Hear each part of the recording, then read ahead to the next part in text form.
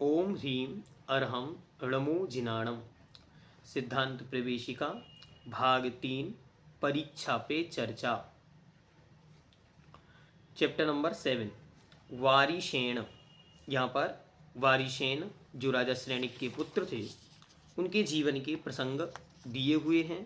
उन्हें आप अच्छी तरह एक शॉर्ट नोट के रूप में बना के रखें अपने पास। मानो आपको पूछें 7 नंबर के प्रश्न में वारिशेन की कथा अपने शब्दों में लिखिए तो आप लिख पाएँ। ये विषय आपको इसलिए भी कहानियाँ याद रखनी चाहिए क्योंकि बृहद कथा कोश में भी इन्हीं कहानियों का प्रयोग किया गया है। इसीलिए वारिशेन के माता पिता का क्या नाम था? तो वारिशेन के पिता का नाम श्रेणिक और माता का नाम रानी चेलना था। वारिशेन ने किन मुनि महाराज के पास जाकर दीक्षा ली थी? तो वारिशेन मुनि ने किन के पास दीक्षा ली? तो वारिशेन ने शूरसेन मुनि के पास दीक्षा ली। इसको चाहे तो लिख लें, शूरसेन।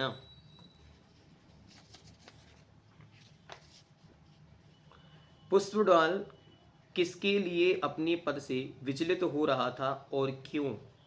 पुष्पडाल कौन था? ये वारिशेन का मित्र था।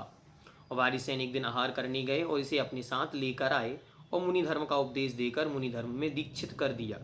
लेकिन वह उस दीक्षा को समझ ना सका और अपनी एकाक्षी नाम की जो पत्नी थी उसमें ही रत हो गया, अर्थात उसके स्मरण में बेहल होने लगा, बेचैन होने लगा।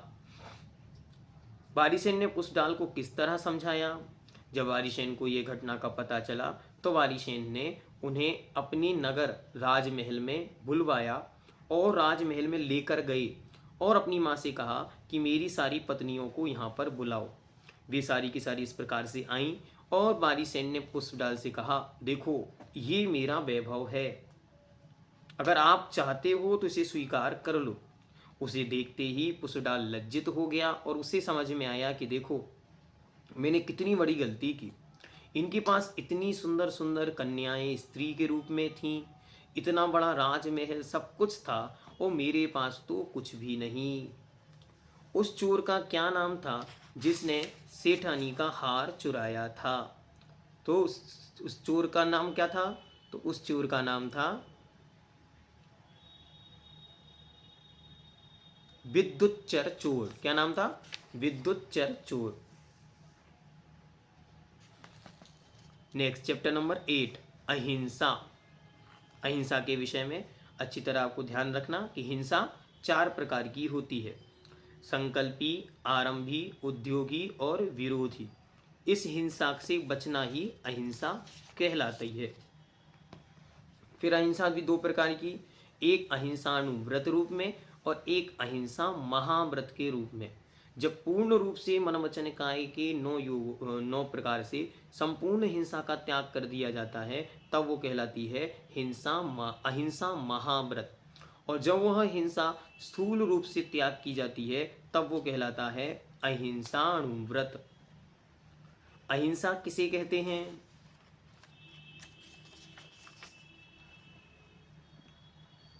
तो किसी भी जीव को न मारना, न सताना, न ही उसे किसी प्रकार से ठेस पहुंचाना, इसका नाम अहिंसा है। गृहस्थ अहिंसा का पालन कैसे कर सकते हैं? गृहस्थ संकल्पी हिंसा का त्याग करके, अर्थात मैं संकल्प पूर्वक किसी जीव को नहीं मारूंगा, मतलब किसी भी जीव की मृत्यु के विषय में चिंतन नहीं करना और किसी जीव को नहीं मारना। हिंसा के विभिन्न रूपों को बतलाइए, ये हमने आपको बता दिया 4 प्रकार से। हमें इस पाठ से क्या शिक्षा मिलती है? अहिंसा ही परम धर्म है और अहिंसा के बिना कोई भी धर्म नहीं होता। कितना भी जीव धर्म, व्रत और अन्य प्रकार के ज्ञान आदि आचरण आदि करे और जीवन में अहिंसा ना हो तो वह उन सबका व्यर्थ ही है। अहिंसा महाव्रत किसे कहते हैं? ये आपको पहले बता दिया। मन वचन काय कृतकार्य अनुमोदना से पूर्ण रूप से हिंसा का त्याग करना, ये अहिंसा महाव्रत कहलाता है। नेक्स्ट चैप्टर नंबर 9 राजा श्रेणिक। राजा श्रेणिक के माता पिता का क्या नाम था? तो राजा श्रेणिक के पिता का नाम उपश्रेणिक था और माता का नाम इंद्राणी था। राजा उपश्रेणिक की मृत्यु के बाद किसे राजा बनाया गया? उपश्रेणिक की मृत्यु के बाद राजा किसे बनाया गया? श्रेणिक को राजा बनाया गया।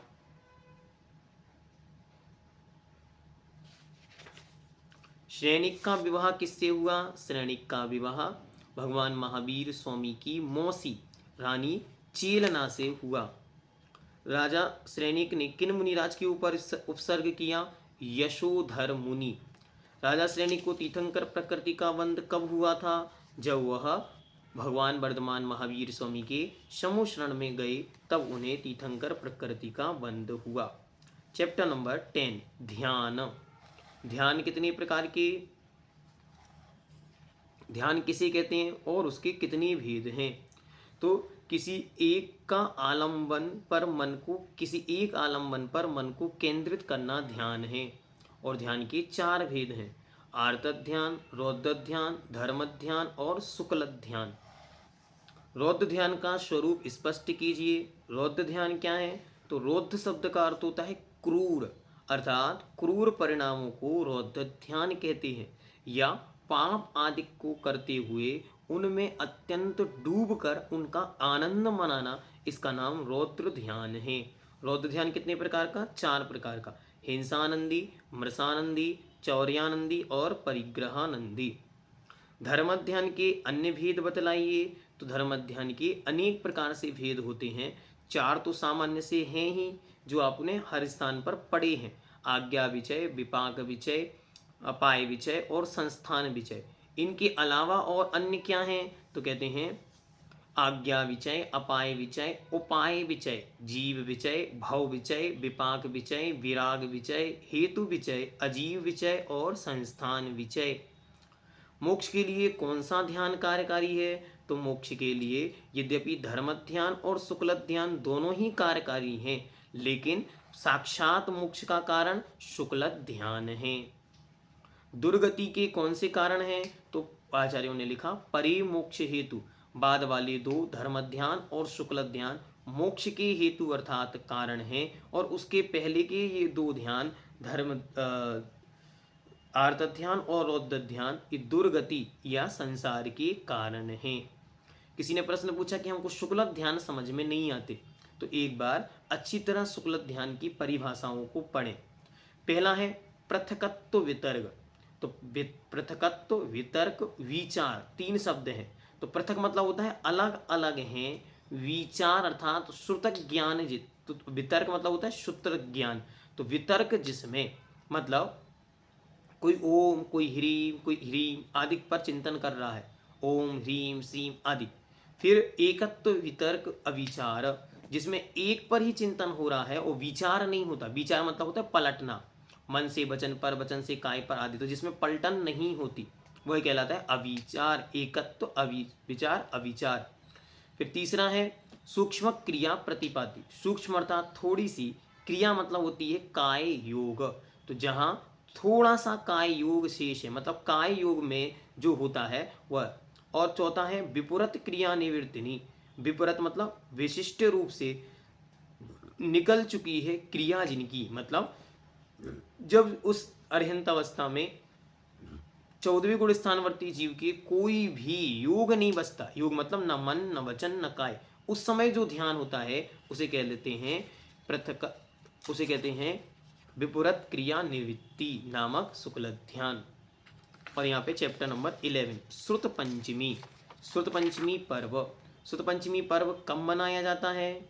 ज्येष्ठ शुक्ला पंचमी, ज्येष्ठ शुक्ल की पंचमी के दिन मनाया जाता है। आचार्य दर्शन ने किस परीक्षा के बाद मुनि पुष्पदंत और भूतबली को श्रुत का अध्ययन कराया था? तो उन्होंने उन दोनों को एक एक मंत्र दिया, एक में एक अक्षर अधिक रखा और एक में एक अक्षर कम रखा, और उन मुनिराजों ने उसे सिद्ध किया। सठखंडागम किस तिथि को पूर्ण हुआ? तो जेठ शुक्ला पंचमी के दिन पूर्ण हुआ। सठखंडागम के 6 खंडों के नाम बताइए। तो 6 खंडों के नाम क्रमशः जीव स्थान, क्षुद्रक वंद, बंद स्वामित्व, वेदना खंड, वर्गना खंड और महाबंद। इस प्रकार ये 6 भेद होते। फिर से देखें, जीव स्थान, क्षुद्रक वंद, बंद स्वामित्व, वेदना खंड, वर्गना खंड और महाबंद, ये उन खंडों के नाम है प्रकरण, चैप्टर जिन्हें कहते हैं, उनके माध्यम से ये 6 खंडों में विभक्त होने से इसे षड खंडागम, खंड मतलब होता है चैप्टर, उनका आगम। आचार्य पुष्पदंत व भूतबली नाम कैसे पड़ा? तो आचार्य पुष्पदंत और भूतबली नाम कैसे पड़ा? तो भूतों ने अर्थात देवताओं ने आकर उनके चरणों की पूजा की, इसलिए उनका नाम भूतबली पड़ा। और उनकी दंत पंक्तियां व्यवस्थित की गई पुष्पों की तरह, इसलिए उनका नाम पुष्पदंत पड़ा।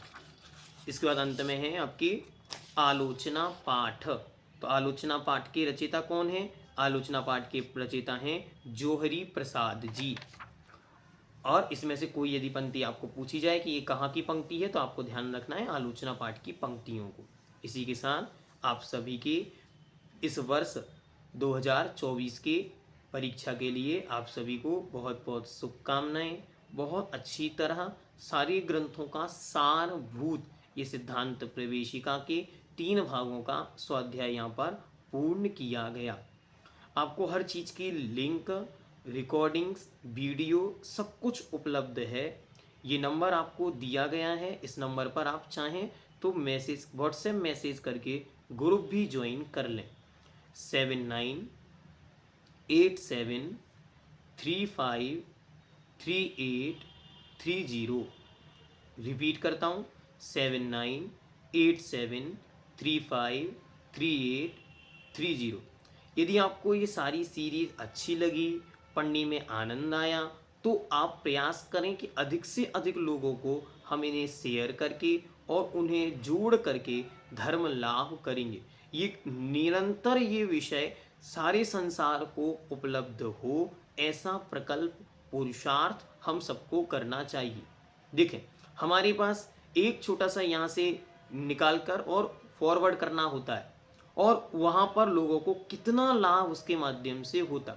इसलिए हमें निरंतर लाभ को देखते हुए अपना कार्य करना चाहिए। सारी के सारे वीडियोस अच्छी तरह ग्रुप में उपलब्ध हैं। जो नंबर आपको दिया गया, इस पर मैसेज करके लिखें, वहाँ हमें फर्स्ट ईयर ग्रुप में ऐड करें, और आपको फर्स्ट ईयर ग्रुप में आपको सारी सूचनाएं मिल जाएंगी। सभी को आभार, धन्यवाद। आप सभी अच्छी तरह अध्ययन करें। सबके लिए बहुत बहुत मंगल, शुभकामनाएं।